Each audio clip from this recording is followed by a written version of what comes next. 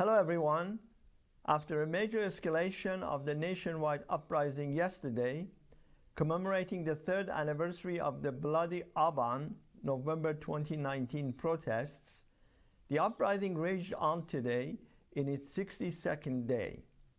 Bazaars and shop owners in at least 45 cities, including Tehran and its Grand Bazaar, Garmsar, Shahr, Semnan, Shiraz, Qazvin, Bijar, Mashhad, Mahabad, Bukan, Sanandaj, Fasa, Dorud, Abadeh, Abdanan, Rasht, Babol, Sowme'eh Sara, Ravansar, Sari, Yasuj, Behbehan, Nikshahr, Hamedan, Gohardasht, Bandar Abbas, Bijar, and Shahin Shahr closed shop in a sign of support for the protests.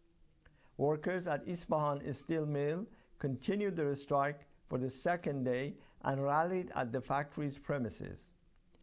Protests were also reported in Tehran Metal Bazaar, also on a strike. Security forces attacked the protesters with tear gas to disperse them. The protesters, however, resisted and clashed with the security forces. Universities and schools also continued their protests throughout the country. By the afternoon, people were again out in the streets protesting. In Tabriz, the students, helped by locals, managed to break the siege laid by the IRGC and walked out of the university. They were chanting, "Death to the oppressor, be it the Shah or the leader," meaning Khamenei. Elsewhere, students in Mashhad, Abbas, and Sanandaj staged protests chanting, "Death to Khamenei." The city of Kamiaran saw mass protests on Wednesday as citizens gathered to mourn the death of Fuad Mohammadi, shot and killed by security forces 2 days ago. Iranian authorities forced his family to bury him in the dark of the night on Tuesday in a bid to prevent mass protest rallies, but a large contingent showed up the next morning to hold a massive rally. Mourners vowed to continue in Fuad Mohammadi's path and chanted the slogans against the regime. Security forces opened fire on protesters to disperse them. Clashes ensued as protesters resisted with stones and forced the repressive forces to retreat.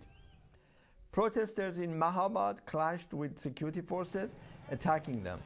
They took over a Basij center and confiscated weapons belonging to the IRGC. Later this evening, there were heavy clashes between the security forces and the people of Izeh in southwest Iran, in which 8 people were reported to have been shot by the security forces, including a 10-year-old child. In a message, Mrs. Maryam Rajavi, the NCRI president-elect, said, "Iran, with its bazaar merchants, workers, youth, women, and students, rose up on the third anniversary of the November 2019 uprising, despite the regime's maximum mobilization.